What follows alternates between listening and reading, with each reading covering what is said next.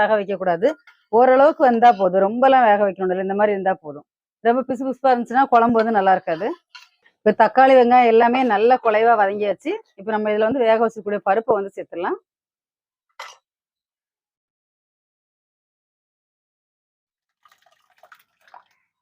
இதோட நான் வந்து 1 டம்ளர் தண்ணி சேர்க்குறேன். பருப்பு குழம்பு வந்து ரொம்ப கெட்டியாகவும் இருக்கக்கூடாது, ரொம்ப தண்ணியாகவும் இருக்கக்கூடாது. கரெக்டான பக்குவத்தில் இருக்கணும். அப்போ தான் டேஸ்ட் ரொம்ப நல்லாயிருக்கும். இந்த பக்குவத்தில் இருந்தால் கரெக்டாக இருக்கும். கொதிக்கட்டும்.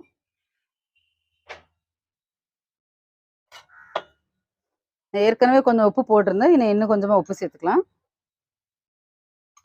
பொடிச்சு வச்சிருக்கக்கூடிய மிளகு ஜீரகம் 1/2 ஸ்பூன் மிளகு 1/2 ஸ்பூன் ஜீரகம் எடுத்து நான் வந்து இடிக்கிற கல்ல 1 2 இடிச்சு வச்சிருக்கிறேன்.